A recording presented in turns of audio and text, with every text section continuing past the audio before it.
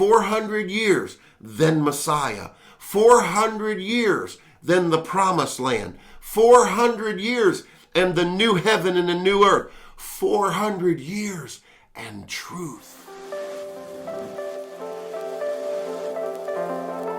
Wherever I am, he is, because he is me, and I am him. Have the faith of God in your life, and then rest in that. Be the branch that is connected to the vine. You see, that's the glory of God.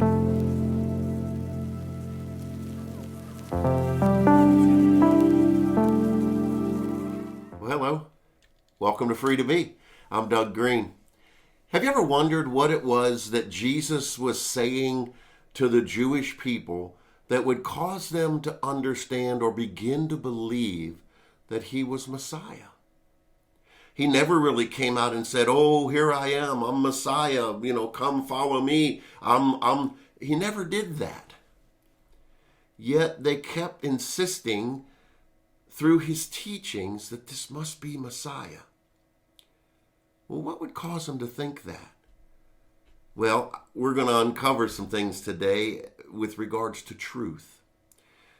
Before I had begun studying this in light of the first century Jew, I did my teachings under everything that I was ever taught. And so I did my studies under everything I ever taught. And I did my preaching through everything that I'd ever been taught. But when I began to do the first century understanding, then I began to realize that if I wasn't thinking like a first century Jew, I couldn't understand like one. So I've made a point over the past years now to see everything through the lens of what a first century Jew would understand it to be. And one of the things we don't understand in traditional Christianity is the alphabet of the Hebrews, the Hebrew alphabet, the Aleph Bet. We don't understand that. It's 22 letters. It's much like ours when you put it in just simple letter form. But the problem is, well, let me give you an example. In the English language, an A is an A B is a B, a C is a C, and so forth, all the way to Z. By putting those letters together, they form a construct of a word that we have defined as something. In other words, the letter defines the word. But in the Aleph Bet, the Hebrew alphabet, each letter stands on its own. Each letter has its own meaning, its own depth, its own understanding, its own symbolism, and its own numerical value.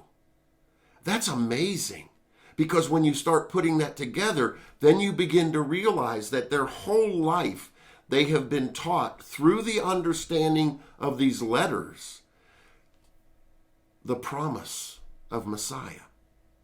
So what happened that prompted me to really find this? I stumbled on it. I began to really wonder what went on in the 400 years. What was the significance of the 400 years between the last book written in the Old Testament scripture, scrolls, and when Jesus was born? There's a 400, what they call intertestamental period. What does that mean? Well, when I did that, then it took me to the letters. It took me to the Aleph Bet, and it took me to the letter that has 400 as its designation, and it happens to be Tav. T-A-V is how you would spell it if you were spelling out Tav, but it's the last letter of the Hebrew alphabet. It is the 22nd letter, and the depth of meaning is beyond anything that we could gather.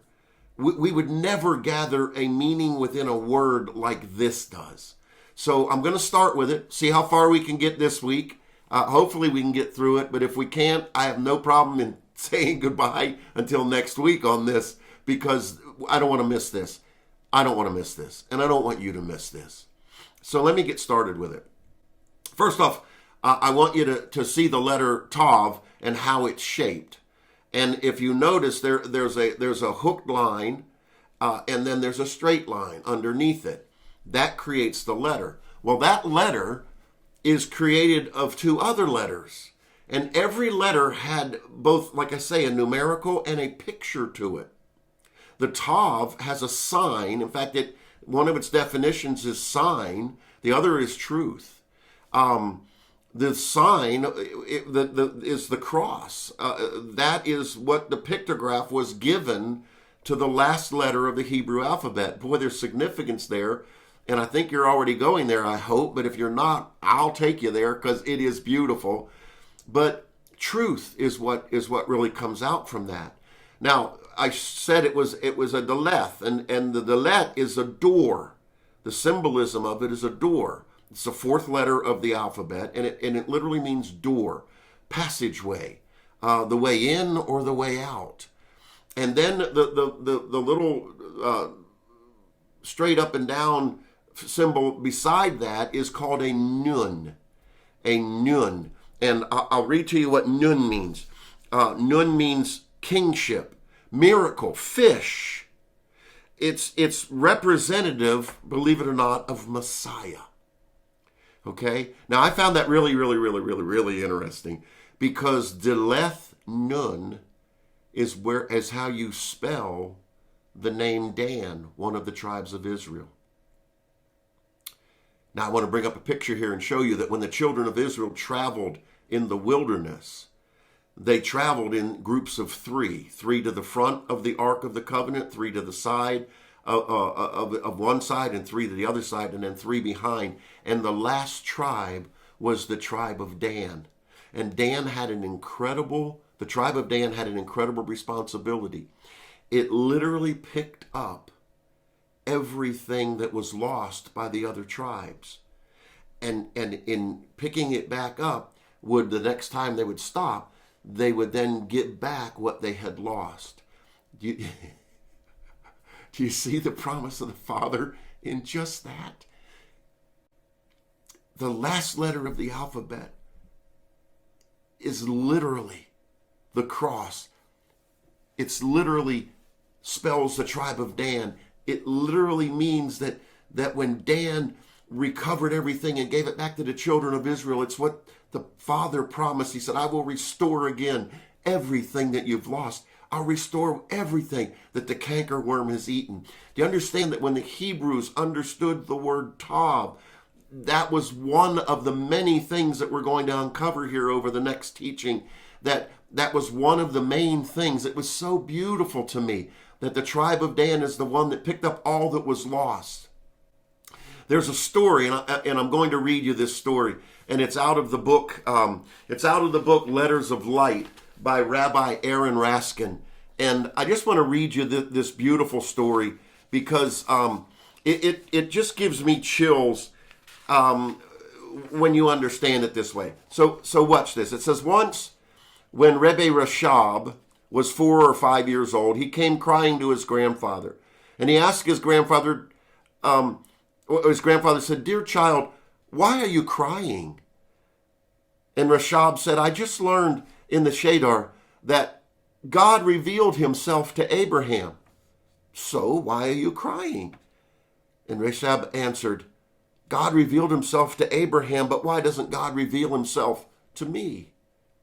And his grandfather explained that a man who is 99 years old and willing to follow God's command to circumcise himself is worthy of God's revelation, even after the man elevates himself to 99 levels, a level near perfection. He must retain humility before God.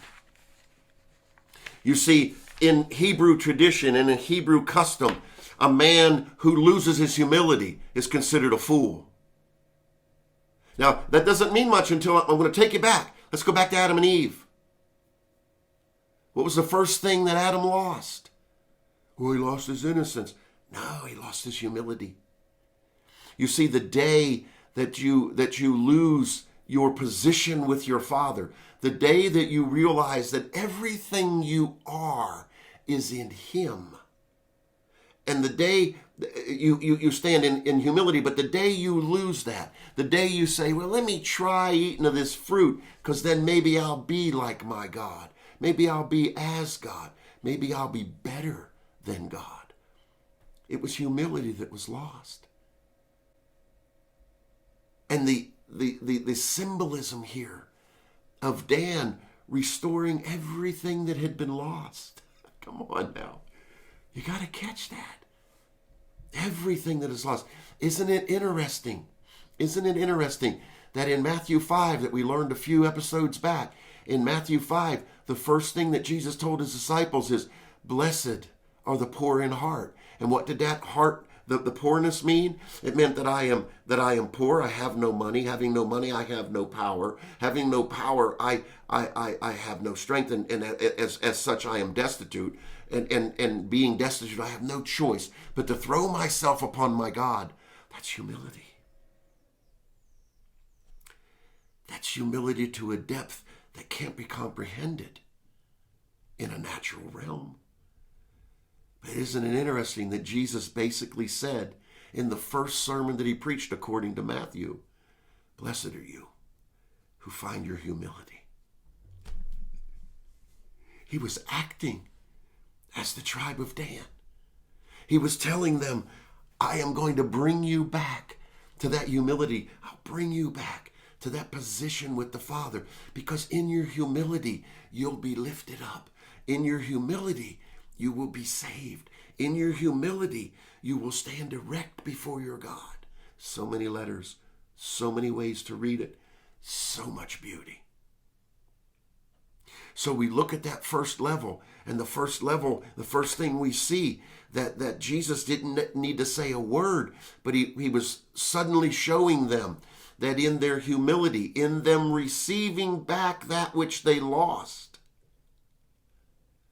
they would begin to be restored, even without saying, even without mentioning on Messiah. He was shouting it from the rooftops. Messiah is here. Your Redeemer is here. But let's take a look at some more that's uncovered in this one little letter. The definition of the letter, the meaning and depth of the letter means truth. And I fell back. I went, truth. Jesus talks about that all the time. Know the truth will make you free. Whom the Son sets free is free indeed. And he talks about truth. I've come to testify of the truth. I am the truth, the light. He kept saying truth, but he never said Messiah. But see, when they heard the word truth, where did it take them? It took them to Aleph. And where did Aleph take them? Many different places. One I've already explained to you. Took them to Dan. Oh my God, this man's saying he's restoring everything back to the way it was. In fact, the Hebrew or the Greek word is aletheia, the way things were in the original norm. So when Jesus says, I am truth, he basically said the word in the Hebrew is emet or emeth. Okay? And it's spelled up of 3 different letters. And let me show you these, because they would see this. See, we don't see this. This is not something that's readily available to the average Christian, and we don't dig into it. So we don't see truth, and then we try to define what truth is, and truth defines itself once you understand this. Then when you go to look for truth, everything that you look at has to be pulled through the lens of truth. Woo-hoo-hoo. Come on now. So let's watch this. There are 3 letters that spell the emeth. The first letter of the Hebrew alphabet, 22 letters now, first letter of the Hebrew alphabet is Aleph. Aleph. A-L-E-P-H. You can spell it A-L-E-F. Many different ways they spell it. It's pronounced Aleph. And here's what it means. It means God. It means perfection.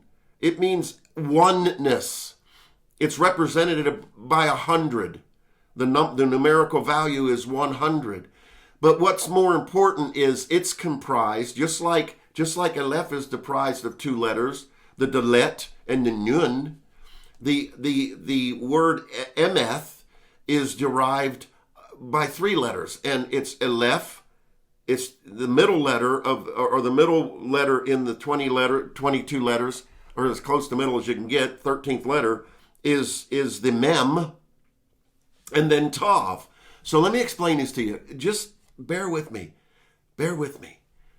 Because it's so beautiful once it all starts coming together, and then you begin to realize that it wasn't just words Jesus was speaking.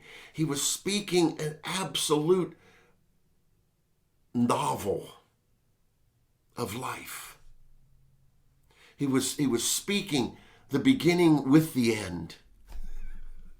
And everything in between. Because Aleph is a compound word. or a compound letter made up of other letters. It's made up of a yod. And the symbol of the yod is the hand. And it's literally a yod up above that looks like it's reaching down. If you see it written, which I'll pop it up on the screen here, it's a yod reaching down and a yod literally reaching up. And there's a gap in the middle. So you have the two yods, and then there's a vav that comes in the middle. And when you see that vav, the hand reaching down and one reaching up, God reaching down to man, man reaching up to God, and there's a gap. There's something missing. And then that vav comes in. Vav is the number 6. Vav literally stands for securing. Vav stands, the number 6 is the human number. It's the number of man. So what it was saying is that God's reaching down, man's reaching up, and there would be a man that would fill that void, that would bridge that gap, a man that would reach to the heavens and reach to earth and bring them together. Come on now. Are you hearing me? There's the gospel. There, we can close the book, never preach another word. There's the gospel. They all knew in the very letter Aleph that there was a promise from the Father that he would reach to man. Man was saying, I cannot live without you, God. And God was saying, I will not live without you, man. Y'all following me? Okay, so we have that. We have God. And now we have this middle letter, this mem. Now we've talked about mem. I talked about that before. Mem is the word for rebirth. It's the word for water, for baptism. It's a flowing water. The symbolism is flowing water, and it means rebirth. It means a transformation. Literally, in Rabbi Raskin's book, it literally means metamorphosis. It means a change. Isn't that what Jesus said? Unless a man is changed, unless he's reborn, unless he is born again. Are you seeing this? It's all here, guys. It's all here. You get this fundamental and foundational truth, then you'll be able to approach the Gospels and approach what we're going to read moving forward with an understanding that says, okay, I got to drag everything that I look at through this word truth. Because Jesus said, I've come to bear witness of the truth. I've come to bear witness of a finalization of this promise. So now you have the first two letters. You have the Aleph and the Mem. M. Now we go to F, the Tav. And the Tav is just what I told you it was. The Tav literally is the combination of Messiah and the door. It's the completion. It's the cross. It's the sign. And this shall be a sign unto you. We see that all the time. But that was the sign. They understood that. You see, the Hebrew language was an oral tradition. I said that last week. It's oral tradition. And it carried through. But when it carried through, when they began to write, they wrote in symbol, not in letters. And then people would read the symbols, and the symbols would absolutely tell story upon story upon story upon story. And that's the way the Hebrews saw their language. So when words were spoken to them, they were not just hearing words. They were seeing the symbols. They were realizing and reading the symbols themselves in that day. And they understood that when Jesus started talking about truth, when Jesus started talking about the Father, Av, okay, the first two letters, Av, A and B of the Aleph Beth, Ab, okay, Ab and B, the house, Abba, the God, the giver of life, bread, God, the giver. See, they knew this. This all flowed in their minds. Does it in ours? No. Why? You're not a first century Jew. Jesus didn't have to say a lot of words. He could say a word and it would speak volumes. It would literally speak paragraphs upon paragraphs. So this word, why didn't this word come at the very beginning? Why wouldn't truth be at the very beginning? Well, the Hebrews in that day, and the Hebrews even today, Rabbi Raskin says that you couldn't have it at the beginning because it's a journey, and truth has no purpose until you see its design. You couldn't start with truth. You had to end with truth. You had to end with truth. 400 years when I ask that question, why 400 years in the intertestamental period, which is what prompted all of this? Why 400 years? What did 400 years have to do with it? Well, when you look at 400 years, 400 years in symbolism literally meant the journey. 400 years literally meant the passage from one end to the other. 400 is literally 1040s or 850s, 8 jubilees.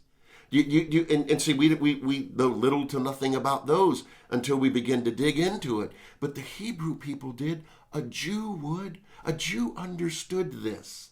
So when Jesus would begin to speak this stuff, it was life to them. Why? Because life, truth, was speaking life and truth. They weren't reading it. They were hearing it and receiving it. And they were astonished at what they heard. So the very letter Tav comes at the end of this 400-year intertestamental period, because Tav represents Messiah. So literally the 400 years of the journey ended in Tav. 400 years, then Messiah. 400 years, then the promised land. 400 years, and the new heaven and the new earth. 400 years, and truth.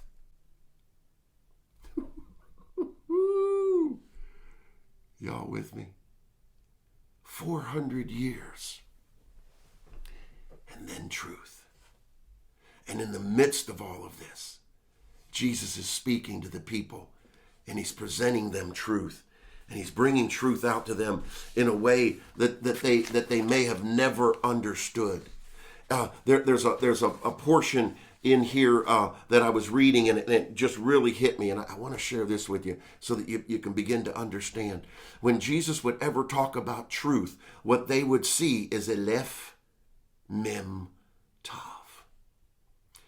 God, in his perfect plan through rebirth, would bring about the door of Messiah. Now do you understand when Jesus says, I am the way, the truth, and the life? And we'll talk about that later in depth.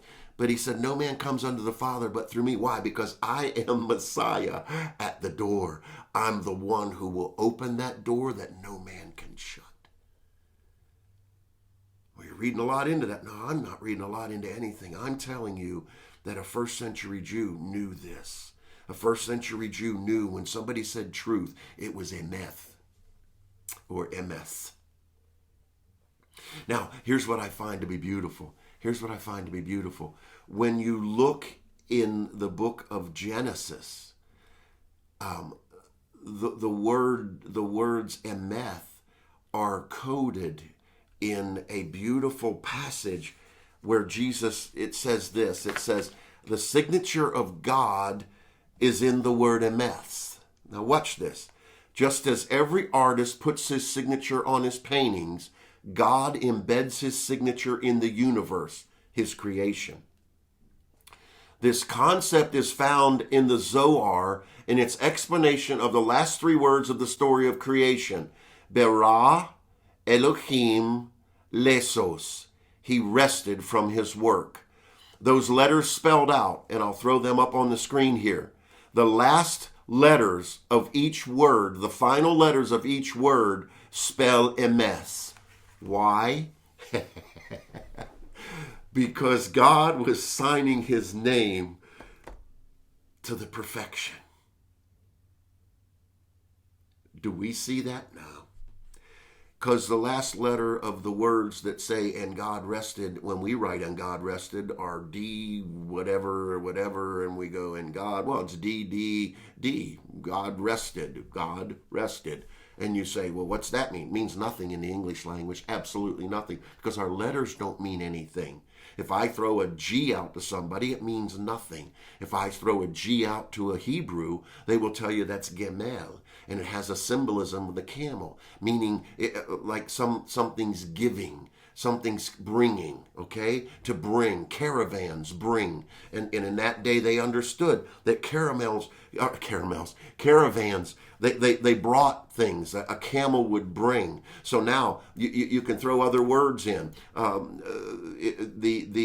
Hay is a revelation, and hay can mean life, okay? So the Hebrew word for spirit is Haga.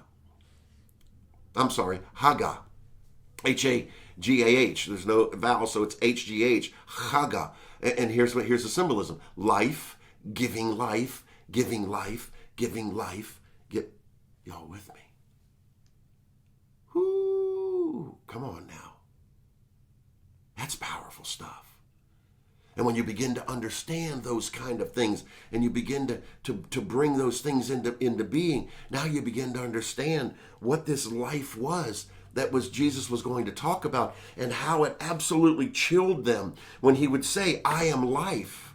And we'll get into all that. We'll go there. But see, now I'm laying a foundation. So when I go and we talk about where he talks about he is life, or gives life, or brings life, or we have life, and you shall have life, and you'll have me. You'll have me. Why? Because I'm that door. I am the Mashiach. I am the door. I am the one that stands at the door. And you come unto me. And here's what he said. If I be high and lifted up, I'll draw all men unto me. That word draw, by the way, and we'll study that out later, but I'm going to throw it out to you right now. That draw means to drag, possibly kicking and screaming if need be. But he's going to bring you, because it's the design, it's the plan of the Father. That's the grace walk. That's the free to be.